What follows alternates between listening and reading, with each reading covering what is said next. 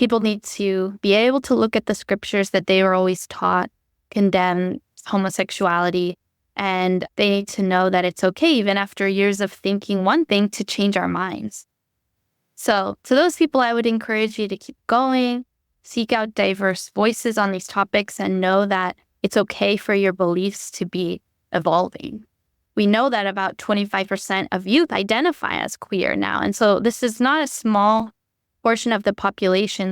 So many of us are really tired of this bait and switch that has happened in so many church organizations where we're told that everyone's welcome. And it's not until we've invested years as participants and volunteers that we find out that if we don't agree with certain beliefs, then we end up having to choose between these amazing friends and communities that we've built and our beliefs. And that's a really terrible situation to be in.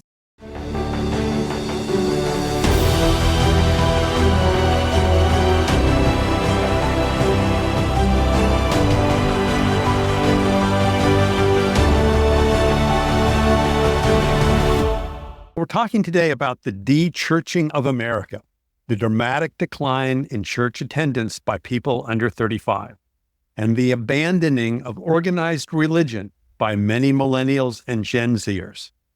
And I'm interviewing for the first time my 30-year-old recently married daughter and Stanford epidemiologist and biostatistician.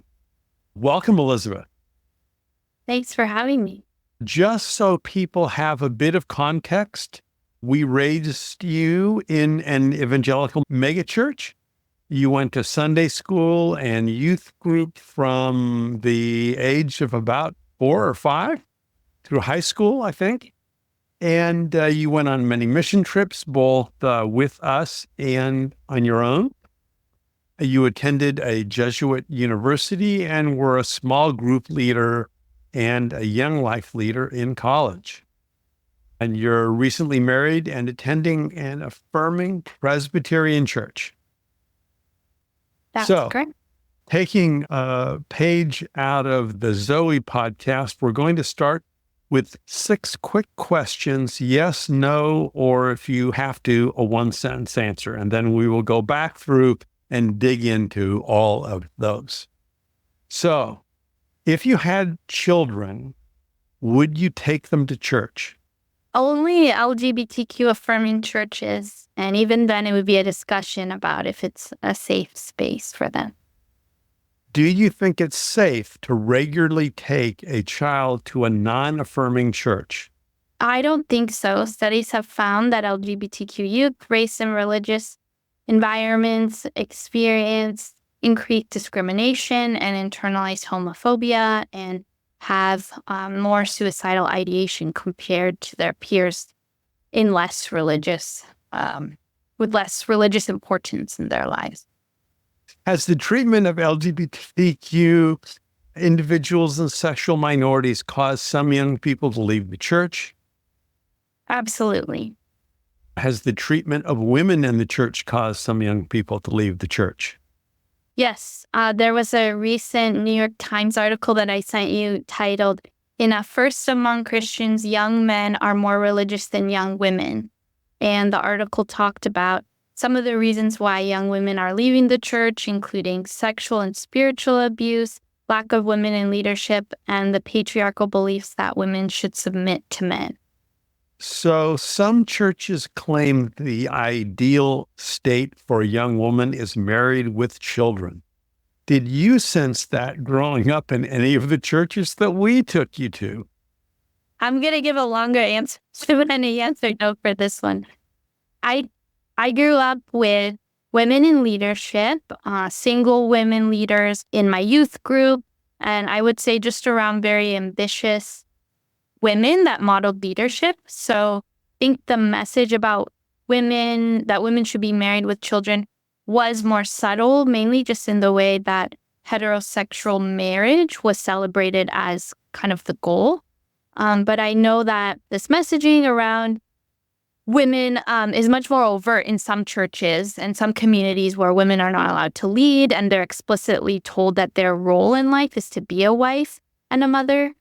which I was never explicitly told that, but I do think that there were some more subtle messages in modeling that way. Last question. Has the prohibition on premarital sex and the treatment of staff members or other volunteers who were cohabitating with their boyfriends or girlfriends caused some young people to leave the church? Yes. Wow. Okay. So you have a fair number of friends who went to church when you were in elementary school and high school that now no longer do. What other factors have led them to leave organized religion, or do you want to elaborate on any of the ones we've already mentioned?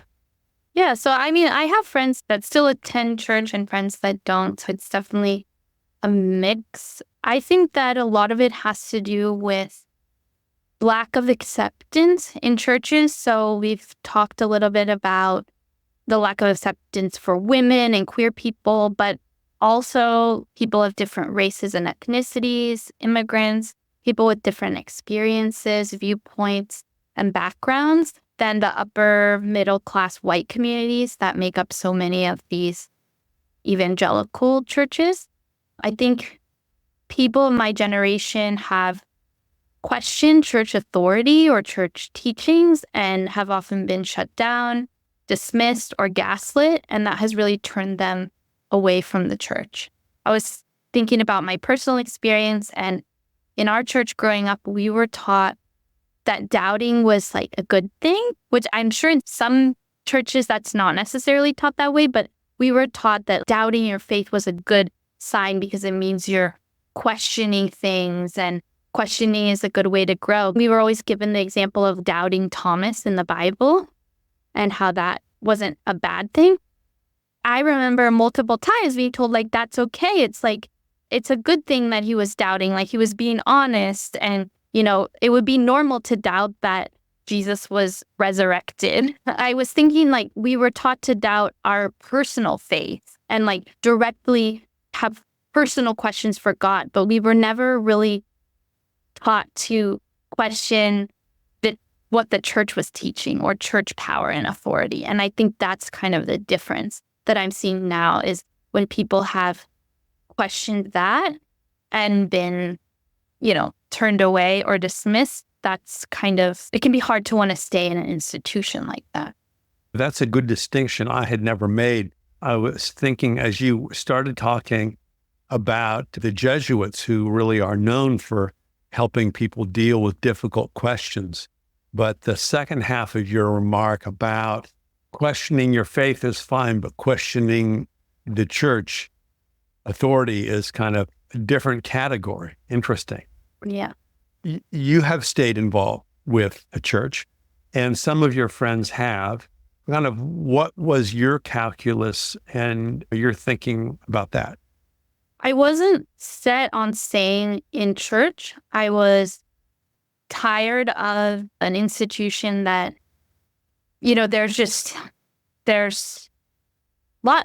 lots of things going on in the world in 2020 when I left my other church, and then 2021 when I started attending my current church. And I think some things that encouraged me to stay when I started attending my new church was, one thing was that it is an LGBTQ affirming church, and I hadn't experienced that before. And then connected to that, but broader, is just they were willing and open to talking about and praying for current events, like Black Lives Matter, school shooting, trans rights, reproductive rights. And that continues till today, praying for Palestine and, beyond praying, but really like talking about it, they had a voter education workshop the other week, which was nonpartisan. So they're not telling us how to vote, but they're open to talking about these things and engaging with the community on the things that we care about and the things that are happening in the world. And I felt like that wasn't happening in the church that I was in before, probably because they didn't want to upset anybody or lose donors or attendance. So I think I see my current church as a place that they themselves, even the pastors preaching, are questioning power and authority in a way that I hadn't seen before in a church. So I think those are just some things that have caused me to say, and also the fact that the community feels really genuine. There's not like fancy lighting and music. There's not catchy sermon series titles. It doesn't feel like it's trying to lure people in. It just is a place where people can be a community as they want to be and care for each other and get to know each other. It doesn't feel like they're trying to evangelize and reach as many people as possible and just get people in their seats, which I think is kind of like the point of some of these mega churches, is to grow and just increase attendance. And I think it's really refreshing to be in a different space than that.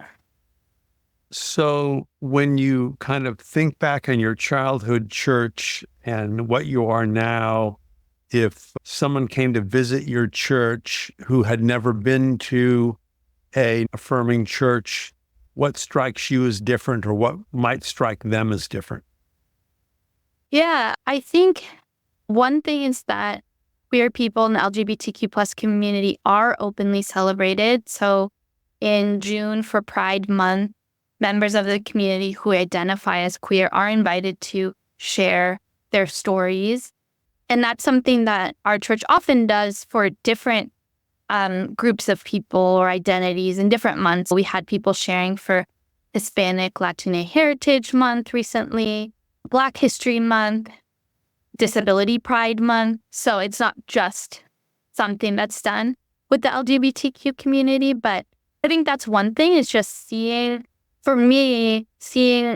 both people that work at the church or just attend the church being able to not only lead, but preach and share about how their queerness is beautiful and a reflection of God's expansive creation has been really life-giving to me. So I think that's something that someone who's never been in that environment of an affirming church would get to experience. So yeah, I think that's just one example. So what do you think the church is known for amongst your peers today? I mean, obviously it depends, but I think unfortunately the church is known among younger people today for their judgment and narrow-mindedness. I've been in these churches that often preach messages of love and stories of Jesus loving orphans, widows, non-religious people. But then I look around and the loudest Christian voices are putting their time and money into taking away reproductive rights and trans rights. They're spreading lies and hate towards immigrants.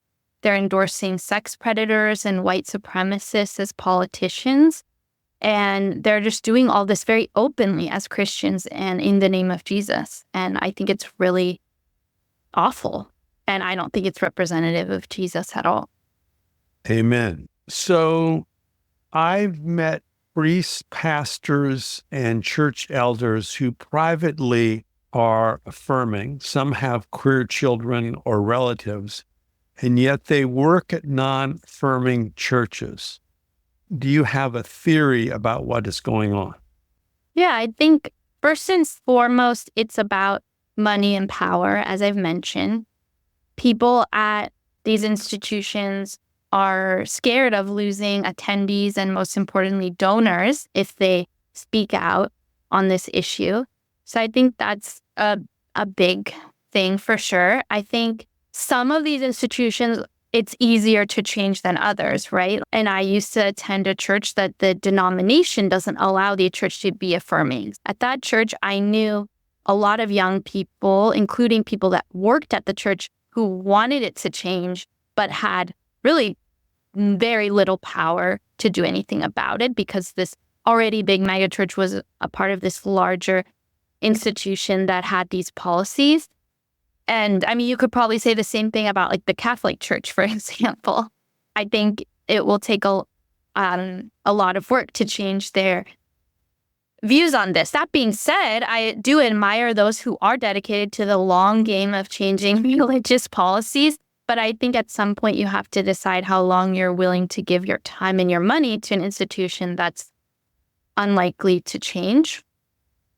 And then the third group of people, well, it's maybe not a group because it is, and probably for these people could also be related to the first two issues I described. But the other thing is that I think especially in the Bay Area, which is very liberal where we are, there's a lot of people who I would call like culturally affirming, if you can say that. Like at this point, they've met queer people. They may even have queer people in their family, like you're saying, and they have no problem accepting these people in their lives. And they're probably in support of gay marriage and queer rights.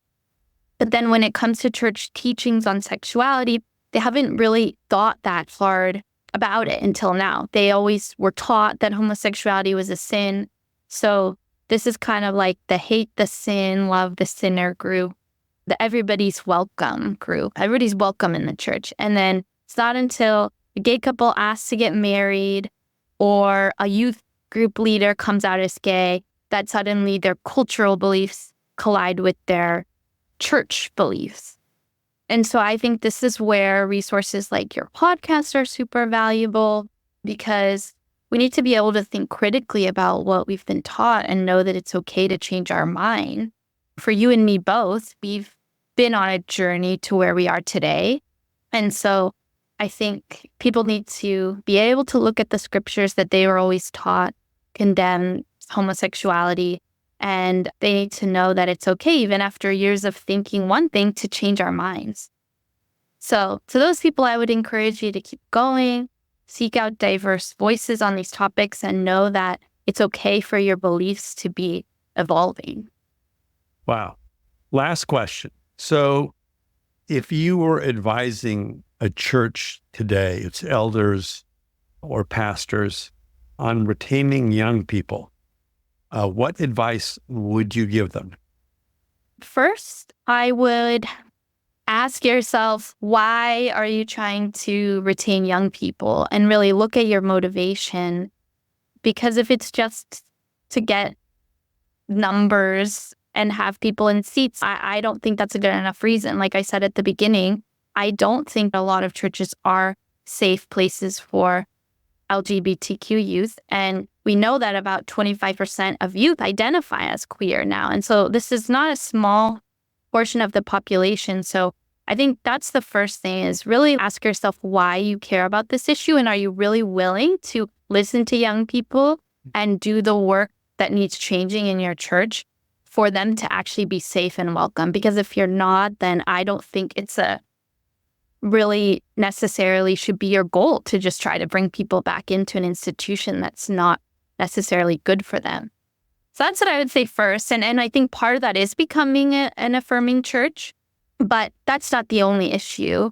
So I think the other things that you need to do are listen to young people, especially queer people and people of color. Find out what they care about, what they're passionate about. Ask them what they think about faith, what their community needs from church, and then be willing to actually act on what they say. So be willing to co-imagine and co-create a community with them, even if it's different from what you consider to be traditional church. I would say don't focus on growth and numbers. Don't focus on fancy events, catchy slogans, and sermon series or cool music. Just focus on genuine and authentic community.